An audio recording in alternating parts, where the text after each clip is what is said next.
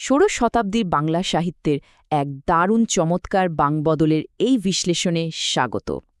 আজ আমরা এমন দুজন মানুষকে নিয়ে কথা বলবো যারা ঐতিহাসিক ব্যক্তিত্ব শ্রী চৈতন্যের জীবনী লিখেছিলেন, জয়ানন্দ এবং লোচন দাস।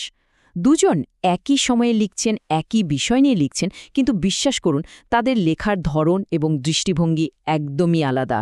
চলুন আজকের এই আলোচনায় আমরা চৈতন্য জীবনীকারদের তুলনা এবং জয়ানন্দ ও লোচন দাসের কাব্যের বিশিষ্টতাগুলো একটু খুঁটিয়ে দেখি। আচ্ছা, আজকের আলোচনার রূপরেখাটা খুব দ্রুত একবার জেনে নেওয়া যাক। প্রথমে জীবনী সাহিত্যের উৎস, তারপর দুটি চৈতন্যমঙ্গল কাব্য, এরপর জয়ানন্দ ও লোচন দাসের কাব্যের বৈশিষ্ট্য, সবশেষে একটা তুলনামূলক আলোচনা আর বাংলা সাহিত্যে তাদের অবদান। ব্যাস, এই ধাপগুলো পেরোলেই আমরা এই দুই সম্পূর্ণ ভিন্ন সাহিত্যিক দৃষ্টিভঙ্গির একটা পরিষ্কার ছবি পেয়ে যাব। তো চলুন শুরু করা যাক। ১ নম্বর, জীবনী সাহিত্যের উৎস অর্থাৎ জীবনী গ্রন্থের জোয়ার। এই দুই কবিকে বুঝতে হলে আমাদের একটু পেছনে যেতে হবে, দেখতে হবে কিভাবে চৈতন্য জীবনী সাহিত্যের এই জোয়ারটা আসলে শুরু হলো। একদম শুরুর দিকে তাকালে আমরা দেখব মুরারি গুপ্তের মতো পণ্ডিতদের সংস্কৃত রচনার যুগ, যেটাকে আমরা মুরারি গুপ্তের কর্চা হিসেবে চিনি। এরপর এলেন বৃন্দাবন দাস, যিনি লিখলেন বাংলা ভাষার একেবারে প্রথম চৈতন্য জীবনী কাব্য চৈতন্য ভাগবত। আর ঠিক এই ভিত্তির ওপর দাঁড়িয়েই কিন্তু পরবর্তীতে হাজির হলেন আমাদের আজকের প্রধান দুই চরিত্র, জয়ানন্দ আর লোচন দাস। এই সময়টাকেই বলা যায় চৈতন্য মঙ্গল যুগ। এবার আসি দ্বিতীয় অংশে, দুটি চৈতন্যমঙ্গল কাব্য এবং তাদের শিরোনামের দ্বন্দ্ব। ১৫৬০ সালের দিকে প্রায় একই সাথে এই দুই কবির আবির্ভাব, আর একই সময়ে আসার কারণে ইতিহাসেও বেশ মজার একটা ঘটনা ঘটেছিল, বিশেষ করে বইয়ের নাম রাখা নিয়ে। মজার ব্যাপার হল, বৃন্দাবন দাস যখন বাংলায় প্রথম জীবনীটা লিখলেন তখন তিনি সেটার নাম দিয়েছিলেন চৈতন্যমঙ্গল। কিন্তু পরে দেখা গেল লোচন দাস আর জয়ানন্দ দুজনেই ঠিক একই নামে কাব্য লিখছেন। তো এই বিশাল বিভ্রান্তি এড়াতে বৃন্দাবন দাসের মা নারায়ণী দেবী আর বৈষ্ণব সমাজের পণ্ডিতরা মিলে প্রথম বইটির নাম বদলে রাখলেন চৈতন্য ভাগবত। শুধু নাম নিয়ে এমন দ্বন্দ্ব সাহিত্যে সত্যি খুব একটা দেখা যায় না। তৃতীয় অংশ, জয়ানন্দের কাব্যের বৈশিষ্ট্য, যাকে আমরা বলতে পারি ঐশ্বরিক পরিবেশক। চলুন প্রথম দৃষ্টিভঙ্গিটা নিয়ে একটু কথা বলি। জয়ানন্দের চৈতন্যমঙ্গল কিন্তু শুধু পড়ার জন্য লেখা হয়নি, এটি লেখা হয়েছিল পালা গান হিসেবে, অর্থাৎ জনসম্মুখে সুর করে গাওয়ার জন্য। আর ঠিক এই কারণেই জয়ানন্দের কাজের বিশালতাটা চোখে পড়ার মতো। লাইভ পারফরমেন্সে দর্শকদের ঘণ্টার পর ঘণ্টা ধরে রাখার জন্য তিনি তার কাব্যকে ৯টি বিশাল খণ্ডে ভাগ করেছিলেন। আদি, নদিয়া, বৈরাগ্য, সন্ন্যাস, উৎকল, প্রকাশ, তীর্থ, বিজয় এবং উত্তর। রীতিমতো এক বিশাল আয়োজন। জয়ানন্দ সবচেয়ে বেশি জোর দিয়েছিলেন শ্রীচৈতন্যের ঐশ্বরিক বা অতি প্রাকৃত রূপের উপর। দৈনন্দিন মানবীয় অভিজ্ঞতার চেয়ে অলৌকিক ঘটনাগুলোই ছিল তার মূল আকর্ষণ। পালা গানকে জনপ্রিয় করতে তিনি এমন কিছু রোমাঞ্চকর ঘটনাও জুড়ে দিয়েছিলেন যা হয়তো ইতিহাস পুরোপুরি সমর্থন করে না।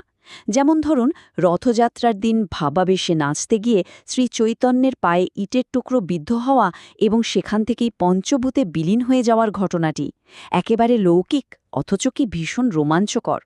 কিন্তু এখানেই একটা বড় সড়স সাহিত্যিক দ্বিধা তৈরি হয়। জয়ানন্দ যদি এত বেশি অলৌকিক ঘটনার উপর জোর দেন, তবে শ্রোতারা আবেগ দিয়ে তার সাথে যুক্ত হবেন কিভাবে? দেবতা হিসেবে ভক্তি করা এক জিনিস, কিন্তু একজন অতি প্রাকৃত সত্তার সাথে সাধারণ মানুষের দৈনন্দিন সুখ দুঃখের সংযোগ ঘটানো, সেটা তো বেশ কঠিন একটা কাজ। ঠিক এই জায়গাটিতেই আমাদের চতুর্থ অংশের শুরু, লোচন দাসের কাব্যের বৈশিষ্ট্য, মানবিক স্পর্শ। লোচন দাস কিন্তু জয়ানন্দের চেয়ে একেবারে উল্টো একটা পথ বেছে নিয়েছিলেন। দুজনের কাব্যের কাঠামোর দিকে তাকালেই পার্থক্যটা ধরা পড়বে।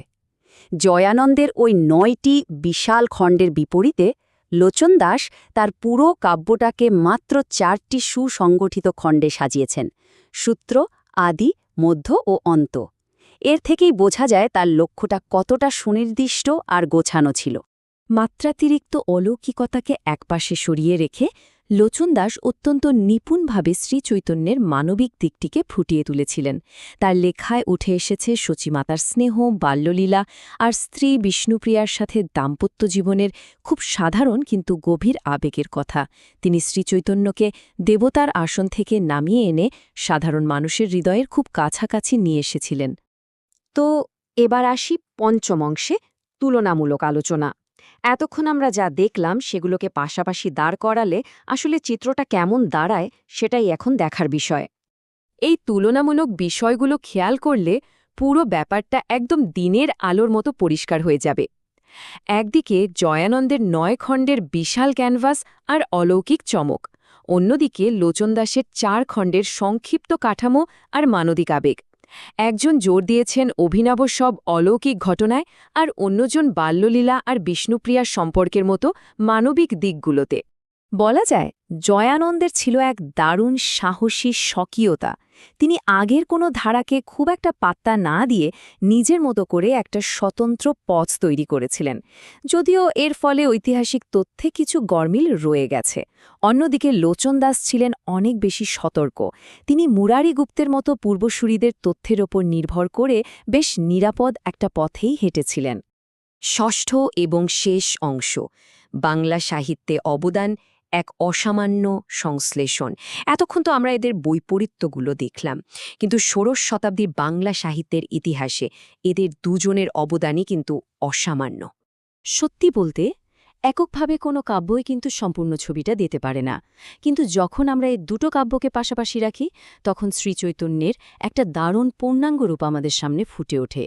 একদিক থেকে আমরা পাই পরম পূজনীয় এক অলৌকিক সত্তাকে, আর অন্যদিক থেকে পাই গভীর স্নেহে জড়ানো এক কাছের মানুষকে। সবশেষে একটা ভাবনার জায়গা রেখে আজকের এই বিশ্লেষণটি শেষ করতে চাই।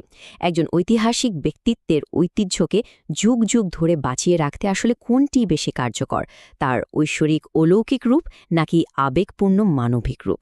ইতিহাস কিভাবে তার সবচেয়ে প্রভাবশালী মানুষদের মনে রাখে, এটা সত্যি খুব গভীর একটা জিজ্ঞাসা। আশা করি আজকের এই আলোচনাটি ষোড়শ শতাব্দীর এই গুরুত্বপূর্ণ সাহিত্যিক বিবর্তনটিকে বুঝতে দারুণভাবে সাহায্য করবে। এতক্ষণ সাথে থাকার জন্য অসংখ্য ধন্যবাদ।